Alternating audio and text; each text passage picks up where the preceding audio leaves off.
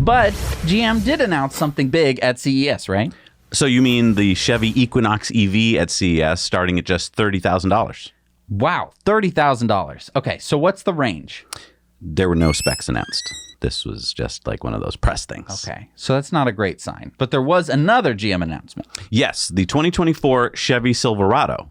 Now, this had a lot of specs, and I am really impressed with this. 664 horsepower, 400 miles of range. Now, that's not EPA yet. That's just GM says it'll have it. But 400 miles, I mean, yay. Okay. 0 to 60 in 4.5 seconds. Awesome. 350 kilowatt DC fast charging at 800 volts. I'm not excited about 800 volts, but I am excited about the speed of the fast charging, so that's awesome. 10,000 pounds of trailering, 1,300 pounds of payload. You can get a dual motor, 24-inch wheels, 4-wheel steering. So rear wheel steering as well. Okay. Yeah. Adaptive air control, so 2 inches of up and down play, which is cool. They didn't mention anything about whether it would have air hose jacks like the Cybertruck offered. And if you're going to have air adjusted suspension, you could offer that maybe later. Maybe that's like a sandbag thing. Multiflex Mid Gate. Check this out. So when you first hear that term, because it's not a common term, you're like, I don't know what you're talking about. This is middle of the truck between the bed and the cab. You can open it up. So this is something that we talked about with the Cybertruck. Yeah. The reason that we were so excited about it with the Cybertruck is we thought that the Cybertruck might be a boat. And so being able to get around the cabin of your boat truck would be important. They didn't really mention a boat option. For the and I wouldn't expect it for the Silverado. No, but what's really cool about a mid-gate is that first of all, you can open half of it if you want. So if you want to put a canoe in there, so it goes from like a 5.5 foot bed to over a 10-foot bed, depending on how you put down the tailgate. Let's talk about the tailgate. It gets one of those fancy tailgates with all those different options. I love that. This will have 10 electrical outlets with 10 kilowatts of power. So you can use it on a work site, kind of like we saw with the Ford F-150, or you can power your home.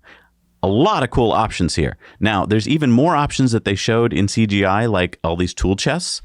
I don't know if those are going to be available when it comes out in 2024. Right. Now, didn't I see you ordering one?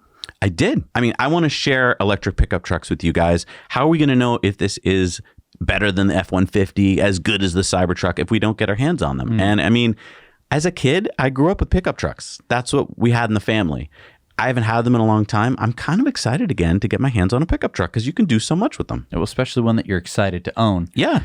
I mean, look, this is obviously the game plan for GM going forward. I mean, take your brands like Silverado, Equinox, probably Blazer, Hummer, and electrify them. Look, I mean, that's kind of a joke to me. I know that Silverado is a pretty big brand, but like Blazer, Equinox. I mean, GM doesn't have innovation in their DNA, so this makes sense. They just said, take our existing brands and electrify them. And, I mean, Silverado and Equinox aren't even coming out until the end of 2023. Yeah, I mean, these will be 2024 model year, and yes, they'll probably come out in December of 2023. And I'm sorry, GM, but maybe in your little Detroit bubble world, you think that brands like Silverado and Equinox and Hummer and Blazer mean something, but come on, really? I mean, I think the one big weak point that is not talked about at all in this video or any of their announcements is the charging network. They simply say it plugs into a public charging network. Right. First of all, where are you going to find a 350 kilowatt charger? They're not common. Well, every so often an Electrify America charger station will have one stall that can go up to 350 kilowatts. This is the part I want to show you guys with these trucks because maybe it'll be awesome. Like maybe it'll be so much better than the Cybertruck, and we're going to go like, oh my gosh. Yeah, exactly. I mean, I'm not. The public networks have finally caught up, and you might have to pay a little more, or maybe you pay less. Like, who knows what's going to happen in 2024? China has 20 times more charging points than the U.S. I think that just shows you that like we're so woefully behind. But yeah, maybe there'll be more by the time it comes out. But I mean, I would have.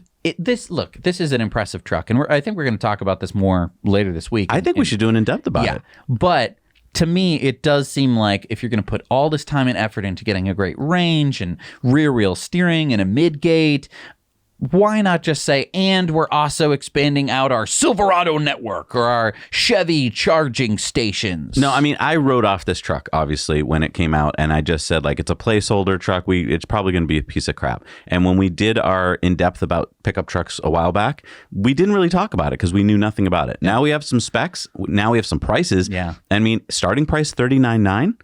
I mean, I don't know what truck you get for $39,900. I'm sure it's just rear-wheel drive, whatever, but that's in the same league as Cybertruck and the Ford F-150. So there's a lot to talk about here. I agree with you. I think we should do an in-depth. Hey everybody, thanks so much for watching Now You Know Clips. You can watch full episodes of Tesla Time News on Mondays and in-depths on Fridays. Just click the link down below to head over to the Now You Know channel.